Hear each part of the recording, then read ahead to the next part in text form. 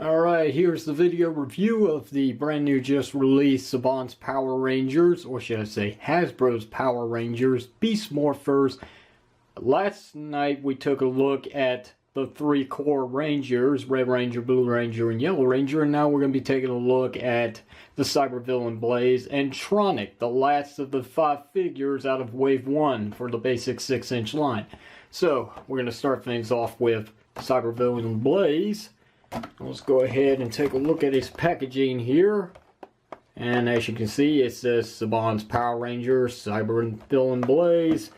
There's some information regarding the gimmick with all these Ranger keys that can be involved with the B6 Morpher, which looks pretty cool. Still can't find it yet, but hey, maybe in a week or so I should be able to see it. But anyway, we do have Blaze, the figure himself, with the nice artwork of Blaze right there at the top right corner of the packaging.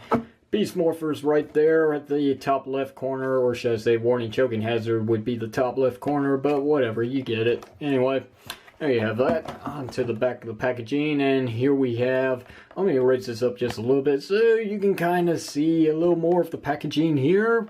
We got Saban's Power Rangers, we got some information regarding the B6 Morpher and the Ranger keys again, and here's a look at the prototype of the figure, which we will be reviewing here. And then here are the other figures available. Even though they're not the action figures themselves, it's still the nice artwork for the packaging of these separate characters, which is very nice of Hasbro to do, something Bandai of America didn't like to do. Anyway, check out PowerRangers.com for all your Mighty Morphin goodness, and that's going to be it for the packaging for him. So let's go ahead and open this up and see what the figure's like.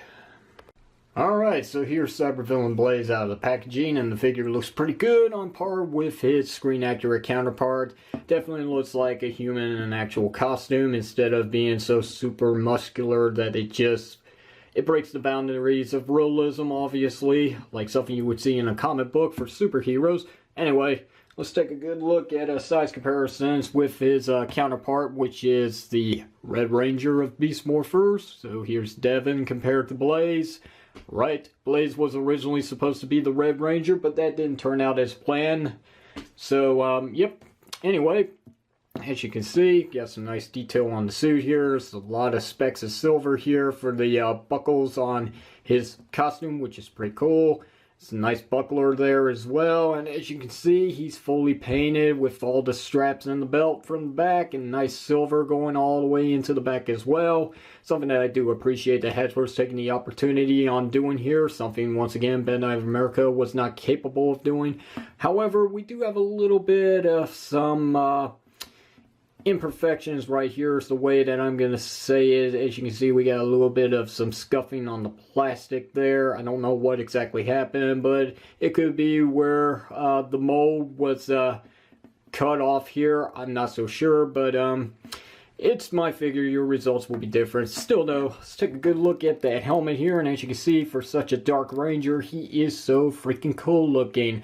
I love how defined this helmet looks. I mean, it is definitely a beast within itself. It's just so cool looking, especially with the decks of silver here at the top. It's so awesome. I love the way this actually turned out.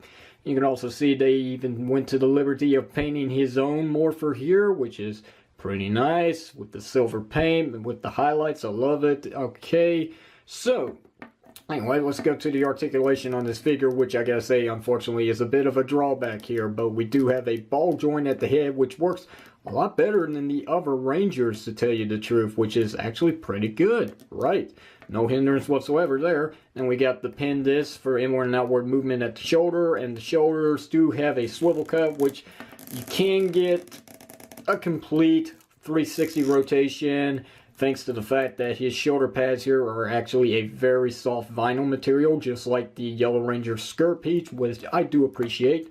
We also have single jointed elbows that does get 9 degrees of bend, and there's a swivel cut above that to make up with the fact there's no bicep swivel.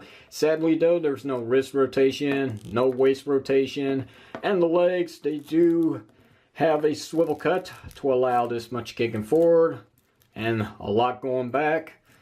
But sadly, due to the fact that it is just a swivel cut, there is no way possible to get the figure to split out his legs, so no JCVD split at all, which is unfortunate. Anyway, at the knee joints, we do have a single joint that does get 9 degrees of bend, and above that we do have a swivel cut as well that also helps out with posing the figure at the legs for what he can actually pose. And I just noticed that some bit of plastic actually came off somewhere around the figure, and I'm not so sure where. But anyway, there's going to be issues with my figure. Your results will be different. Still though, for what the figure offers, it's not bad at all. And he does actually come with some weapons and other accessories, so let's go ahead and get to it. Taking a look at his very cool looking sword here. It does actually have some paint, not much, just black for the handle and this maroon color for just the inner piece here, which does look pretty good. But it is that dull gray plastic, but I will say at least it's not gummy. It's actually a pretty stiff plastic. So it may be on par of breaking if you are not careful with it, but for what it is, I think it'll survive a few hits. So let's go ahead and slide that into his hand here, if we can. There we go. It's a pretty tight grip. He's going to hold it just fine. Well, let's give him his, yeah, believe it or not, he actually has a cheetah blaster, only this one is black. So it's the opposite color of what the Red Rangers would actually be, which I do have right here. And as you can see between the two, that's exactly what it is. Just a color swap. Instead of being red, it's now black. And whatever is black is now red slash maroonish kind of. So, yep. Let's go ahead and put that in his right hand here, since the left hand is occupied with the sword. And it doesn't really want to go in there, as it just popped right back out. Let's try that again. Okay. Okay. I'm not going to waste my time doing this. Oh, there we go. Alright. So, anyway, he can hold it. Pretty good. Doesn't have a trigger figure. Doesn't have a trigger finger, but I think he pulls it off pretty nicely. So, yeah, you can get him in a few poses with the weapon in his hands. Again, no lightning collection, but it doesn't matter. The quality on this is actually pretty good.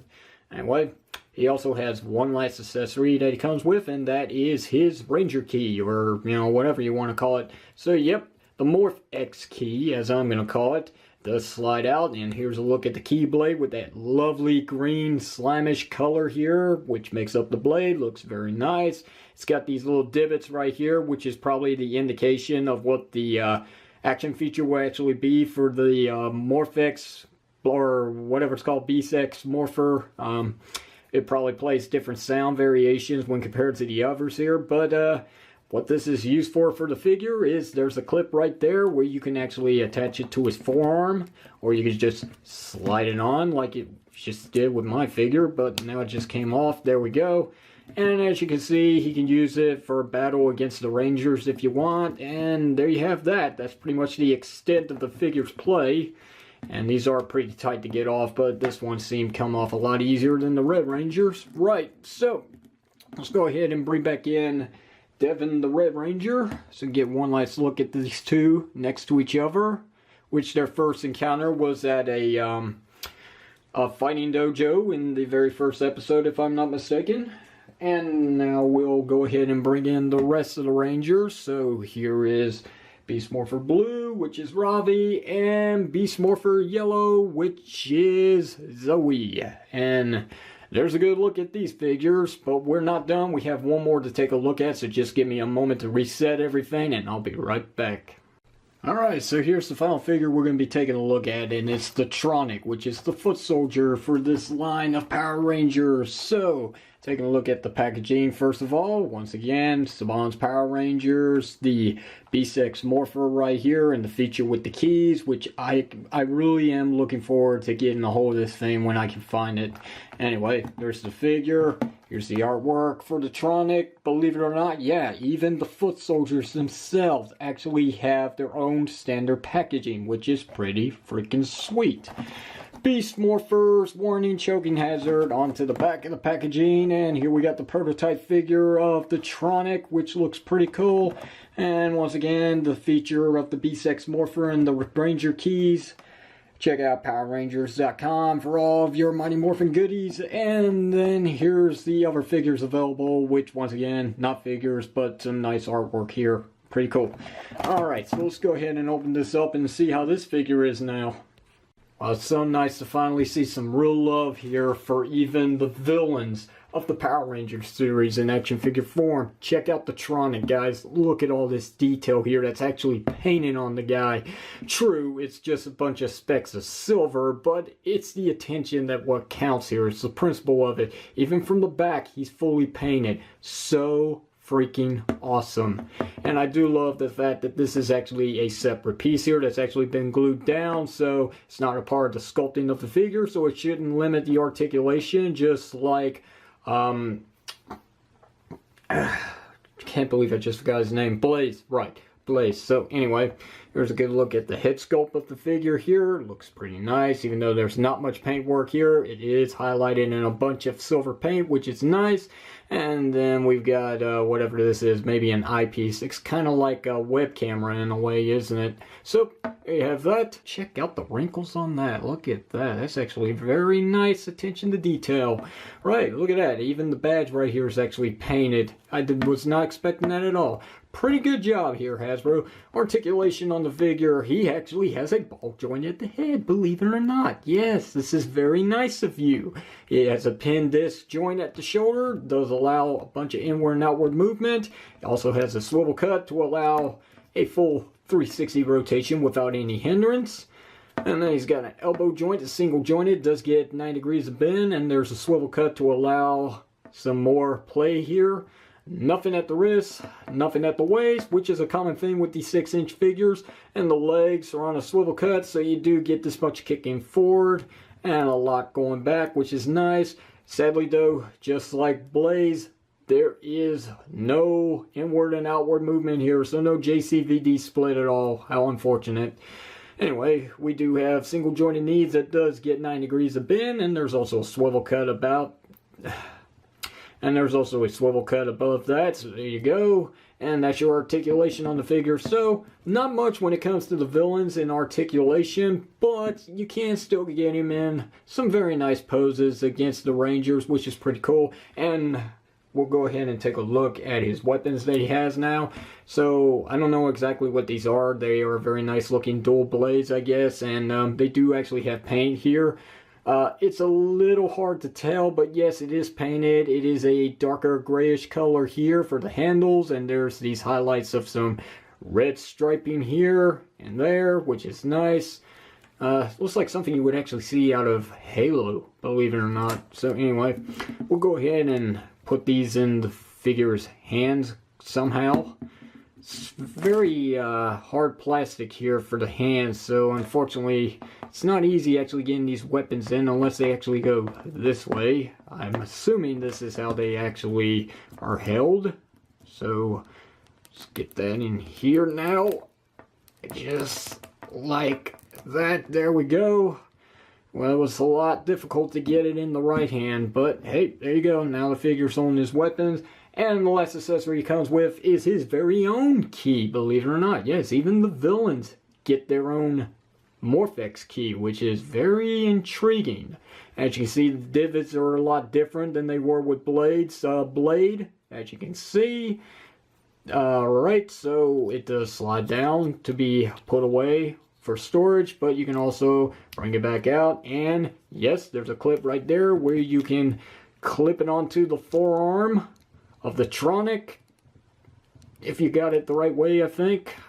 Anyway, it's not on there all the way, but it's pretty tight around this area here, just because the circumference is a lot wider going up the forearm. So anyway, he can still hold it, as you can see, no problem. He can use it against the Rangers if he wants, but we know what the real deal is with these keys, and hopefully I'll be able to get to the Morph X or whatever it's called, the Beast X Morpher, sometime next week, hopefully.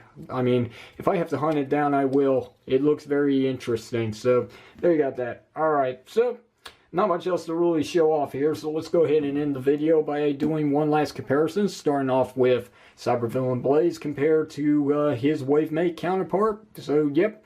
There you go, we have our two villains of Wave 1 for these figures, and then we'll bring in the rest of the Power Rangers here. So there's Blue Ranger, here's Red Ranger, and let's bring in Beast Morpher Yellow Ranger here. Put her in the front because why not? And as you can see, they look good. All 5 of them. It's a very nice comparison. It's not too big, not too small, just right. And proportionally speaking, just right. As a matter of fact, perfect. I just love this line so far. Yes, there's minor nitpicking when it comes to the articulation. I think, unfortunately, is a bit of a miss and a little bit of a drawback when it comes to villains and allies. I mean, it's unfortunate that that's the way that everybody feels about, you know, basically the Power Ranger figures as a whole. Give all the articulation to the Rangers, and when it comes to, like I said, the villains and the allies, give them little to no articulation, or at least that's what Bandai had thought. Hasbro has tried something here, but they didn't go all out, unfortunately. Maybe eventually they'll turn around and, you know, work in the favor of being equal with all the figures that they release. But it's not going to be for this wave, unfortunately. Maybe for wave 2, I don't know. I guess only time will tell. Anyway, that's it, unfortunately. I mean, there's nothing else that can be reviewed for Power Rangers Beast Morphers at the moment because it's all a drought. Because these figures are now just starting to fly in. So it's going to be a while before they're actually available to every major retailer store.